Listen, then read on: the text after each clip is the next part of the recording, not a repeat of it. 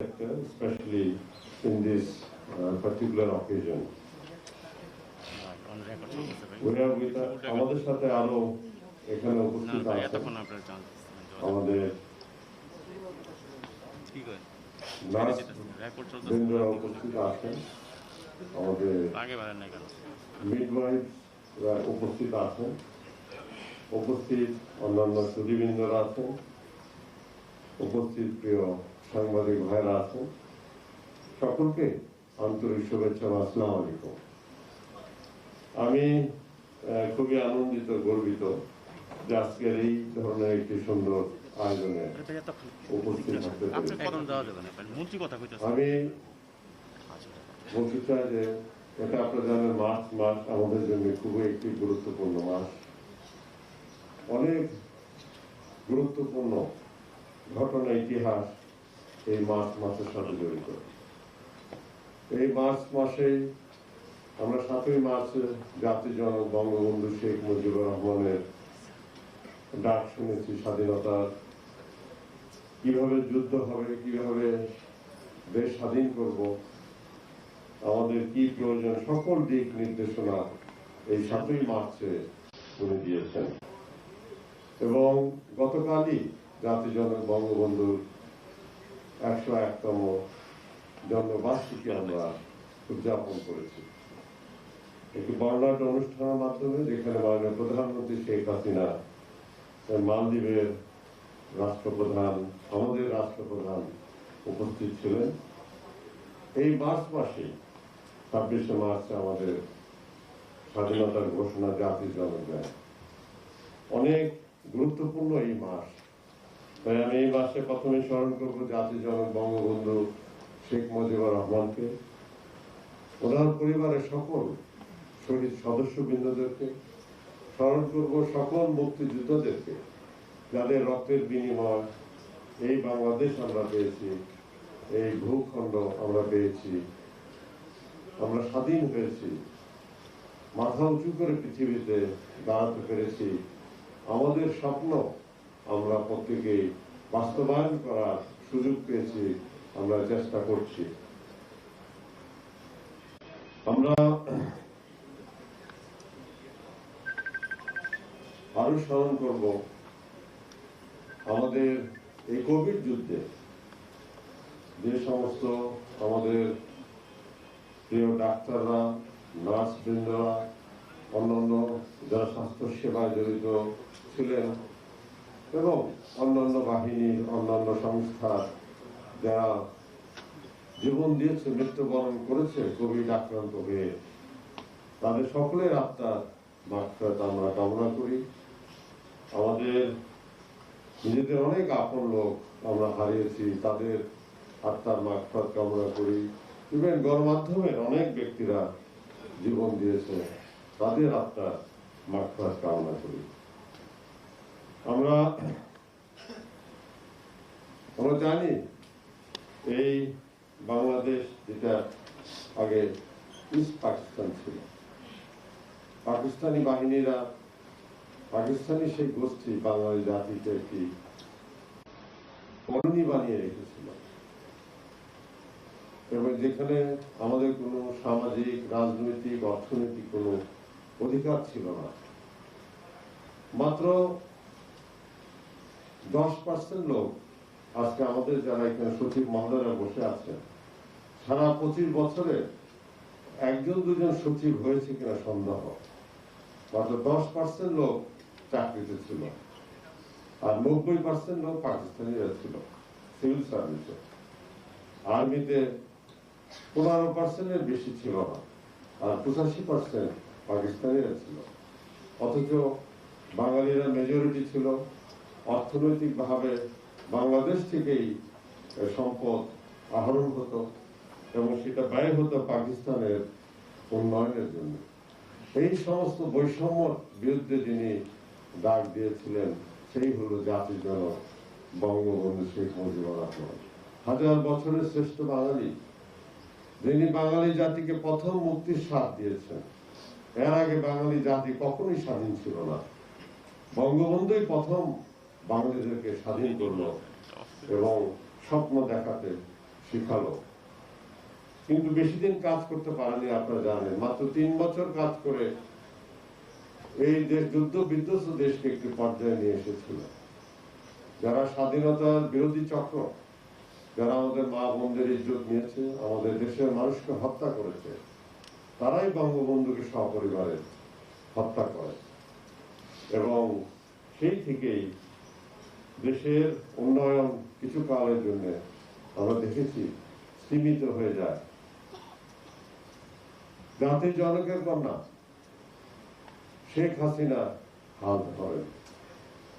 বঙ্গবন্ধুর যে সমস্ত স্বপ্ন ছিল, সকল বিষয়ে সেই স্বপ্নগুলো বাস্তবায়ন করার জন্য উনি দিনরাত পরিশ্রম শুরু করেন।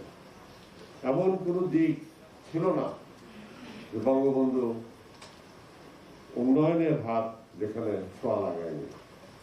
আমাদের সবুজ বিপ্লব শুরু করেছিল বঙ্গবন্ধু, খাদ্যের নিরাপত্তার জন্য। আমাদের ভঙ্গুর অর্থনীতিকে চালু করার চেষ্টা উনি করেছেন, সকল শিল্পকে উনি চালু করে দিয়ে। সেভাবেই স্বাস্থ্য খাতে অনেক অবদান রয়েছে। স্বাস্থ্য খাতে আজকে নার্সদেরকে পুরস্কৃত করা হলো। নার্সদেরকে সম্মানের কথা জাতির জনকই বলে গেছেন। সেই সুবাদেই জাতির জনকের কন্যা শেখ হাসিনাই প্রথম ব্যক্তি যিনি নার্সদেরকে 2য় গ্রেডের কর্মচারী হিসাবে উনি সম্মান দেন। এখন শুধু 2য় গ্রেডই নয়, ওনার 1ম গ্রেডেও অনেক নার্সরা চলে আসছে। তাদের শিক্ষার ব্যবস্থা, নার্সিং ইনস্টিটিউট বলে কিছু ছিল না, এখন কয়েকশো ইনস্টিটিউট হয়ে গেছে সরকারি বেসরকারি ভাবে। উচ্চতর শিক্ষার ব্যবস্থা এই মাননীয় প্রধানমন্ত্রী শেখ হাসিনা নার্সদের জন্য করেছে।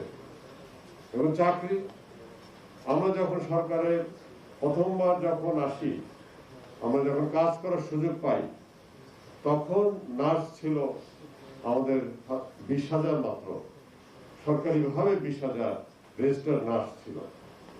গত এই 5-7 বছরে সেইটাকে আমরা উন্নীত করে 40,000-এরও বেশি এখন সরকারিভাবে নার্স পদায়ন হয়েছে। অর্থাৎ 20,000 নার্স বৃদ্ধি পেয়েছে এই স্বাস্থ্য খাতে।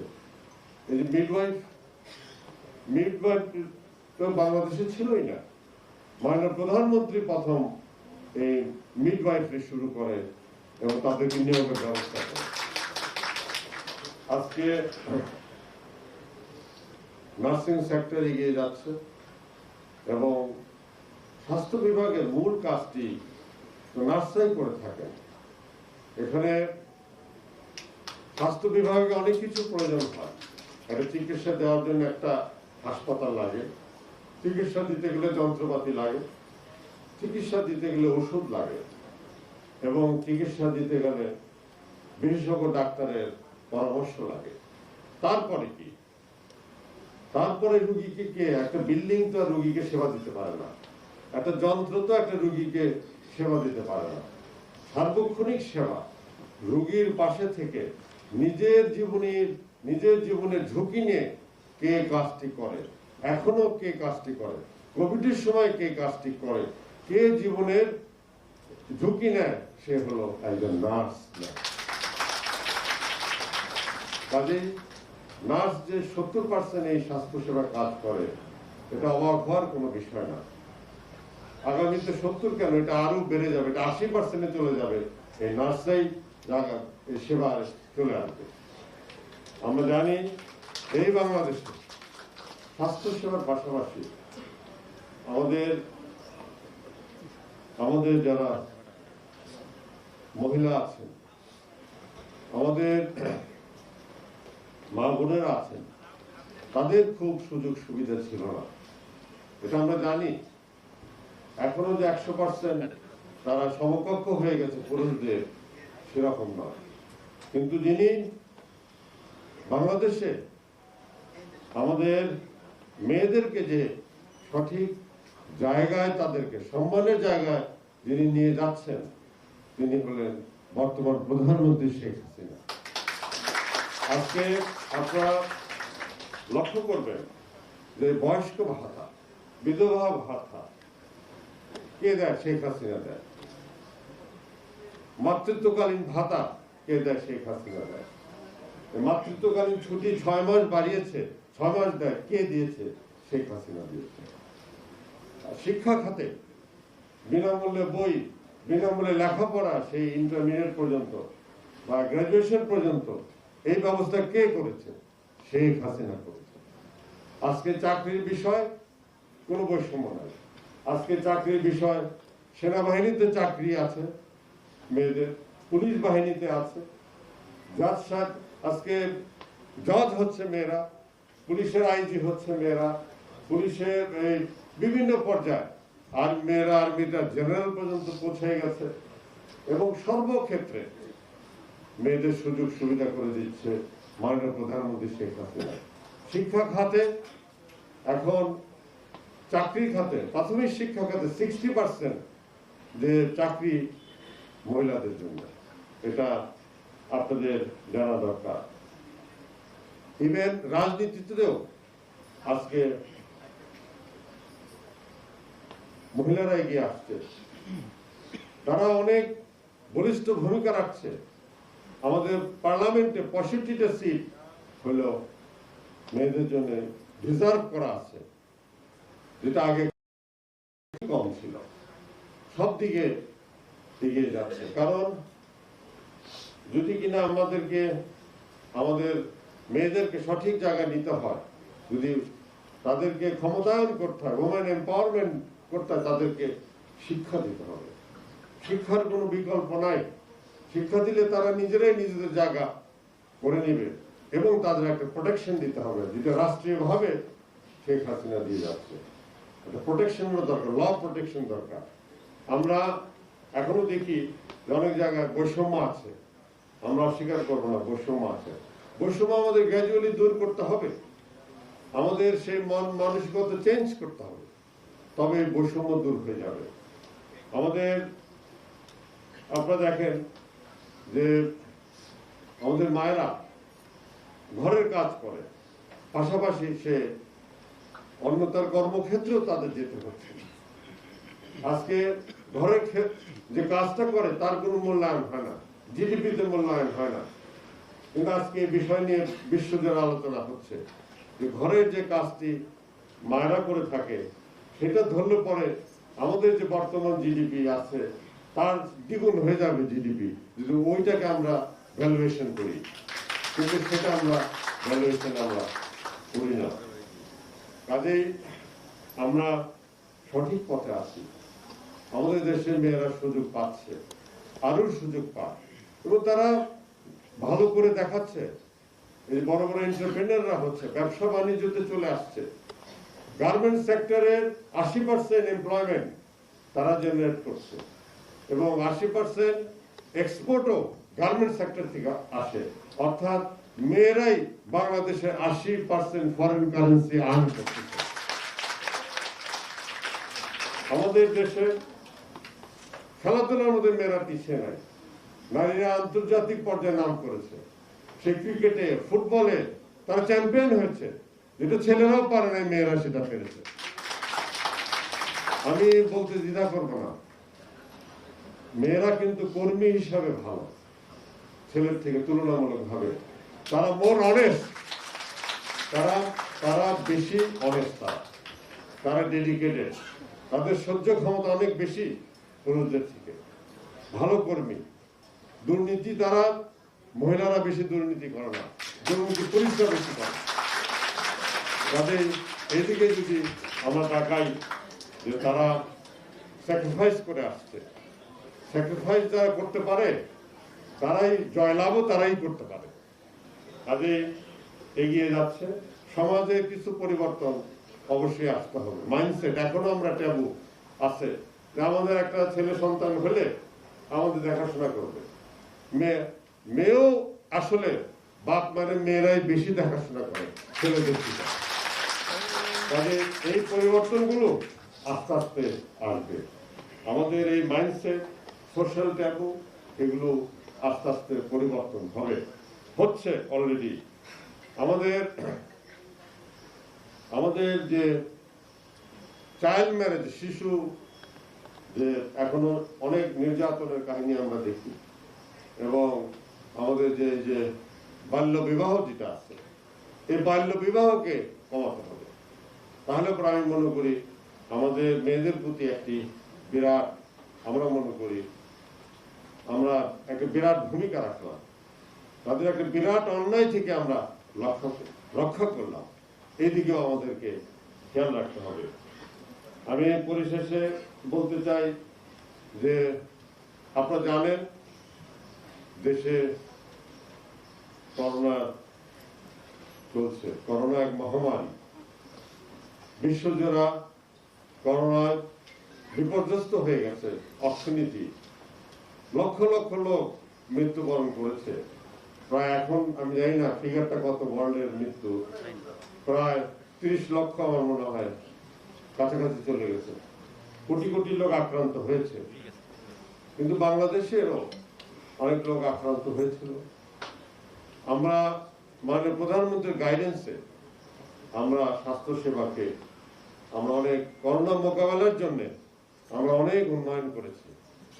আমরা নতুন করোনা ডেডিকেটেড হাসপাতাল হয়েছে, করোনার নিয়ন্ত্রণ কিভাবে করতে হয় আমরা এখন শিখেছি। আমাদের সেই ওষুধের ব্যবস্থা আছে, nasal cannula, high flow nasal cannula আছে, আমাদের নার্সরা ট্রেন, ডাক্তাররা ট্রেন, আমাদের বেড ইনক্রিজ করা হয়েছে, ওষুধের ব্যবস্থা করা হয়েছে, এবং আমরা জানি যে মাস্ক পরলে করোনার এই ভাইরাসটা ছড়ায় না, সোশ্যাল ডিস্টেন্স মেনটেন করলে আক্রান্ত হয় না, হাত বারে বারে ধুলে আমরা স্যানিটাইজ করলে আমরা আক্রান্ত হই না। এই বিষয়গুলো আমাদের জানা ছিল না, এখন আমরা জানি।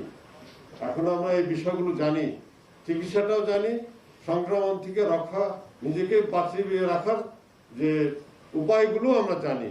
কিন্তু আফসোসের বিষয় হলো আমরা সেটা এখন মানছি না।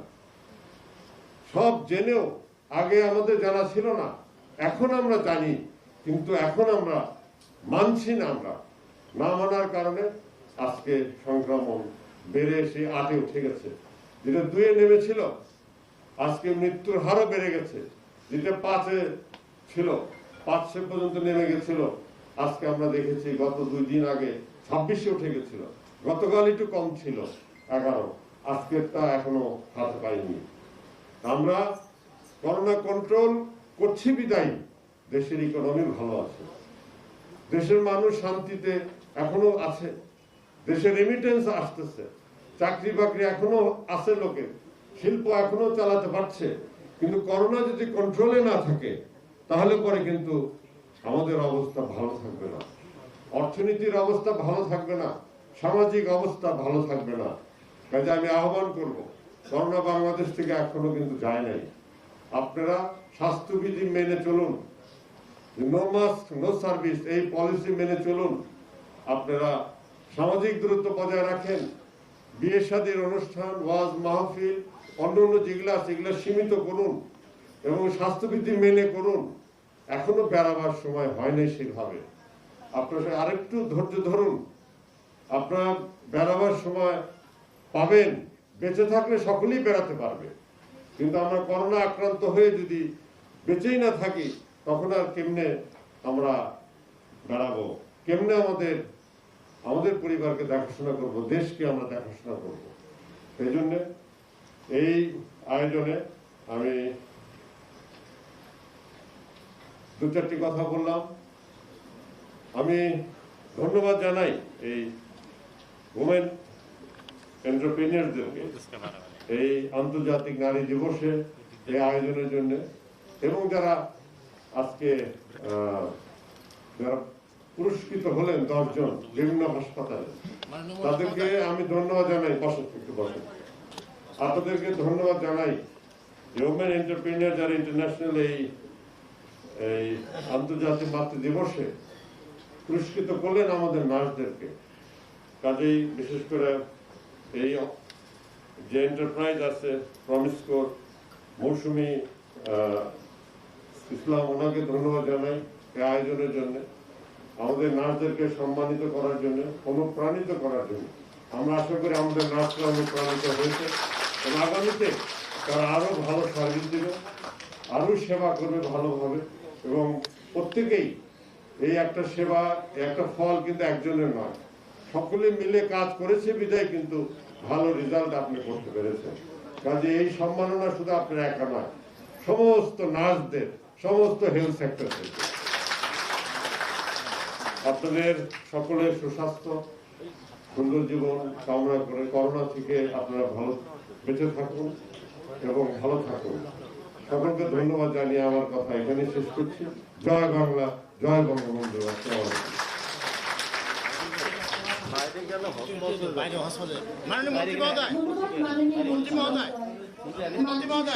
লকডাউনের ব্যাপারে একটা সুপারিশ করা হয়েছে, এটা কি কোনো চিন্তা ভাবনা আপনারা করছেন?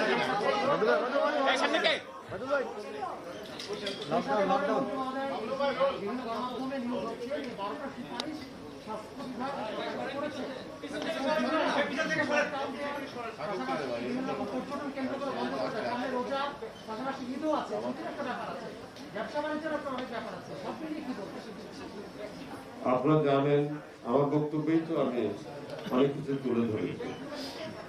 আমরা চাই দেশের অর্থনৈতিক অবস্থা সচল থাকুক, ভালো থাকুক। আমরা এটাও চাই যে করোনা যাতে বৃদ্ধি না পায়, মানুষের যাতে মৃত্যু না বৃদ্ধি পায়, না ঘটে। তার জন্য স্বাস্থ্যবিধি মেনে আমাদেরকে কাজ করতে হবে। এটা আমি বললাম যে আপনারা মাস্ক পরবেন, আপনারা সামাজিক দূরত্ব বজায় রাখবেন, আপনারা ভ্যাকসিনটা নেবেন। ভ্যাকসিন নিলে আপনি কিন্তু সুরক্ষিত হয়ে গেলেন না, ওটাও সময় নেবে। কাজেই আমাদেরকে একটু অপেক্ষা করতে হবে। আমাদেরকে লকডাউনের চিন্তা আমরা না, এটা সরকার করে এবং সরকারের সকল সংস্থা মিলে বসে সিদ্ধান্ত হয়। সেই সিদ্ধান্ত এখনো ওটা হয়নি, এটা আগামীতে আমরা দেখব। আমরা আশা করি আমরা যে পদক্ষেপগুলো গ্রহণ করেছি, যে বিভিন্ন জেলা পর্যায়ে নির্দেশনা দিয়েছি যাতে কিনা তাদের সমস্ত অনুষ্ঠানগুলো সীমিত করে এবং যারা মাস্ক পরিধান করে, সামাজিক দূরত্ব বজায় রাখে, মোবাইল কোড চালু করে, যারা মাস্ক পরবে না তাদেরকে যাতে ফাইন করে, এই বিষয়গুলো আমরা তুলে ধরেছি। আমার প্রচারণা বৃদ্ধি করছি। আমরা আমাদের কর্মকাণ্ড আরো জোরদার করছি, হাসপাতালগুলো আমরা প্রস্তুত করছি, সব মিলে আমরা চেষ্টা করছি। আশা করি আমরা কন্ট্রোল হয়ে যাবে যদি আমরা সকলের সহযোগিতা পাই, দেশবাসীর সহযোগিতা পাই, তাহলে করোনা নিয়ন্ত্রণে চলে আসবে। যেভাবে চলে আসছিল এখনো সেরকম পর্যায়ে যায়নি, কিন্তু আমরা যদি না মানি, কক্সবাজারে গত 15 দিনে 20 লক্ষ লোক শুধু ওই কক্সবাজার, বান্দরবান আর রাঙামাটিতে গেছে এবং সেখানে কেউ মাস্ক পরেনি। আপনারা দেখেছেন বিচে লক্ষ লক্ষ লোক মাস্ক ছাড়া ঘুরেছে, তারাই সংক্রমিত হয়েছে। বিয়ে শাদীতে হাজার হাজার লোক আসে, মাস্ক পরে না। এই জিনিসগুলো যদি আমরা পরিহার করে স্বাস্থ্যবিধি মেনে কাজ করি, আমাদের লকডাউনের প্রয়োজন হবে না, আমাদের সব কাজে আমরা সুন্দরভাবে করতে পারবো। এবং সরকারকে আমরা যে সমস্ত আমরা পরামর্শ দিয়েছি, এখন সরকার সেই বিষয়গুলো ভেবে চিনতে ওনারা পদক্ষেপ গ্রহণ করবে। ধন্যবাদ।